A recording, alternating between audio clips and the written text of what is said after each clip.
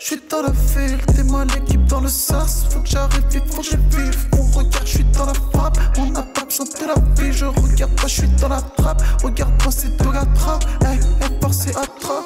Salut à tous et à toutes mes vikings, comment allez-vous? En tout cas moi je pète la forme. Et les gars, avant que je dise quelque chose, suivez-moi sur Twitter mes vikings, car on va créer une armée de vikings. Faites-moi confiance, juste suivez-moi sur Twitter, envoyez-moi un message privé et je vais créer un grand groupe avec tous les vikings réunis. Et les gars, on va faire des dingueries sur Twitter, vraiment des dingueries. Alors venez, genre vous savez ce qu'on va faire? Il y aura une armée, par exemple il y aura des généraux, il y aura les soldats, il y aura les chefs de soldats, vraiment un truc à la viking quoi les gars, vous allez kiffer, vraiment vous allez kiffer. Alors rejoignez-moi sur Twitter. Bref, j'arrête de trop bavarder et c'est parti pour la vidéo.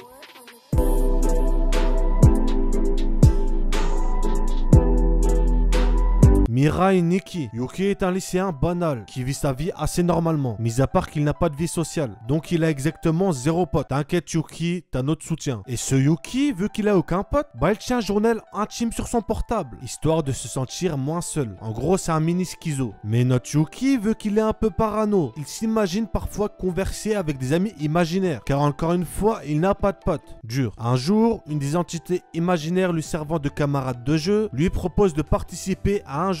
Donc notre Yuyu, sans pote, il se dit tranquille, de toute façon tout ça c'est dans ma tête. Donc il accepte. Mais peu de temps après, il s'aperçoit que son téléphone sur lequel il indiquait ses observations se met à contenir des entrées sur le futur autour de lui. Le jeu a commencé, un jeu de survie où le gagnant gagne. 12 personnes ont été élues pour concourir. Toutes ont reçu un journal de futur en relation avec ce qu'elles avaient l'habitude de noter dans leurs journaux ordinaires. Donc vous l'aurez deviné, ils devront s'entretuer. Bref, moi j'ai trouvé l'histoire vraiment pas mal. J'ai été surpris beaucoup de fois et on peut pas toujours prévoir ce qui va se passer. Bon, j'avoue que parfois notre Yuki, qui je rappelle est sans pote, me saoulait, mais clairement. Mais vous inquiétez pas, Yuno rattrape le coup. En plus, c'est une grosse psychopathe. Et ça les amis, c'est beau. Berserk, bon là, c'est la base. Dans cet animé, t'as de tout. Horreur, gore, choquant, des scènes cheloues et histoire ultra triste. On va suivre l'histoire de Guts, ayant un passé pas très joyeux. Stimulé par la haine qu'il porte dans son cœur, le guerrier noir Guts poursuit sa quête de vengeance. Notre Guts porte une marque sur le cou nommée Stigmate, qui fait que la nuit, il se fait systématiquement attaquer par des esprits assez chelous. Parfois même vraiment très chelous. Bref, le personnage est assez badass, avec des démons ayant des apparences, disons, pas très communes. Mais franchement, j'ai trouvé ça kiffant. Par contre, je vous préviens dès maintenant, si vous avez peur d'être choqué, ne regardez surtout pas l'animé. Bon, je sais que même si je vous dis de pas le regarder, vous allez quand même le regarder. Mais si vous pensez être fort mentalement au point de ne pas crier quand on vous coupe un bras, eh bien foncez. J'abuse? Oui. Elfen Lied. Bon, si vous voulez un truc interdit au moins de 18 ans, ultra gore avec de la violence, de la coke et un kebab, vous allez être servi. Notre histoire débute avec une jeune fille qui s'appelle Lucy, qui s'échappe d'une sorte de prison isolée sur une île en tuant tout le monde avec ses pouvoirs. Oui, ça commence bien. Mais elle perd la mémoire après un certain incident et échoue sur une plage où elle rencontrera Kota. Au fur et à mesure de l'histoire, on va découvrir le passé des deux personnages. Assez sombre. Mais perso, j'aime bien. Je suis sadique? Oui. Donc si vous n'avez pas peur du gore, de la violence, de scènes assez cheloues et d'histoires assez tristes, foncez, cet animé est fait pour vous. Blood C. Bon là, on entre dans le pire de ce qui peut se faire en matière de gore. Des têtes qui giclent de partout. Des lapins mangeurs d'humains, tout ça.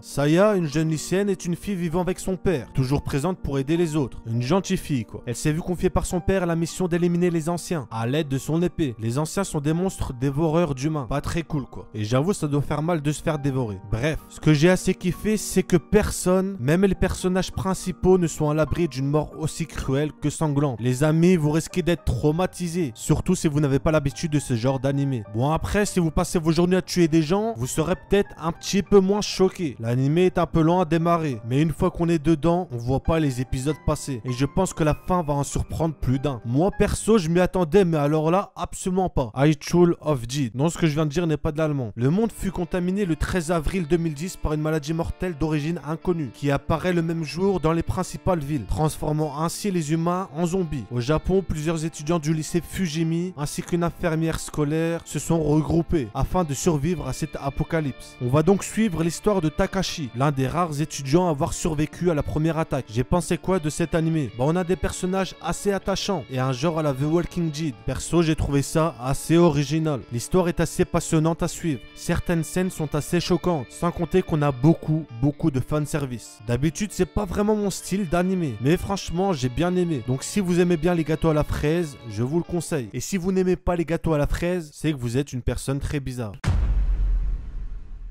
Cela fait presque maintenant un mois que Fuwa Miro a disparu. Celui-ci est parti à la recherche du meurtrier de sa sœur, Fuwa, morte un an plus tôt, abandonnant alors son meilleur ami Tagigawa Yoshino. Il y a beaucoup de noms, mais ne vous inquiétez pas, je vais vous donner tous les détails. Au moment même où Yoshino, donc le meilleur ami d'Aika, il se fait attaquer par une surprenante jeune femme nommée Evangeline. Et c'est ainsi que Maero réapparaît pour le sauver, tout en l'embarquant dans le conflit des mages du clan Kusaribe. Donc déjà, rien qu'avec le synopsis, tu sais qu'il y aura de la magie. Mais attention, car ce n'est pas n'importe quel clan. Ce clan vénérant l'arbre des origines veut ressusciter l'arbre de la destruction. Et c'est avec l'aide de la princesse du clan Akaze, isolée sur une île déserte, qu'ils se battent pour sauver le monde. Sachant que le véritable but de Maero est la vengeance. Mais alors, qu'en est-il de celui de Yoshihino? Alors les gars, on a ici un animé de 24 épisodes de 25 minutes qui est sorti en 2012. Il a pour genre action, aventure, fantastique. Et c'est un animé tellement lourd les gars que je l'ai one shot en une soirée. Ici vous allez tout retrouver, une excellente animation, une excellente narration. Surtout ce qui m'a hypé, c'est les combats super stylés et stratégiques les gars. Souvenez-vous, dans le synopsis je vous avais dit que ça parlait de magie, mais ici on est plus dans la magie mature. Il n'y aura pas de dragon etc. Ça va être juste des attaques simples et pas trop abusées. Franchement les gars, celui-ci je vous conseille les yeux fermés. Et dites en commentaire pour ceux qui l'ont vu. Je compte sur vous pour aller rassurer ceux qui vont le regarder.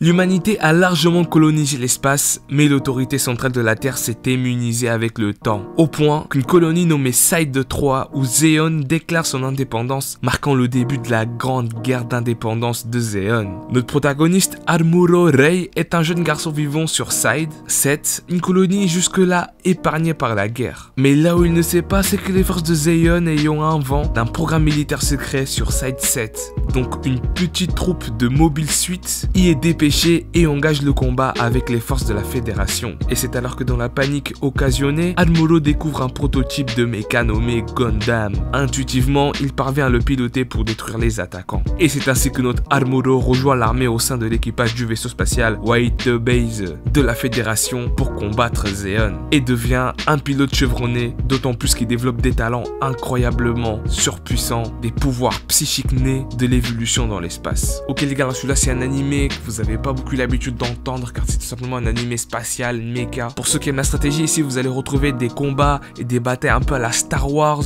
avec des guerres techniques, de l'indépendance, une politique. Bref, un animé avec une réelle narration, plutôt réelle et théorique sur l'espace. Ça n'empêche en rien les combats stylés qui sont les robots, appelés les Gundam. Et aussi les gars, c'est une pépite, c'est une valeur sûre. Et franchement, si vous avez du mal à démarrer avec les mechas, je vous conseille celui-ci car vous allez juste adorer.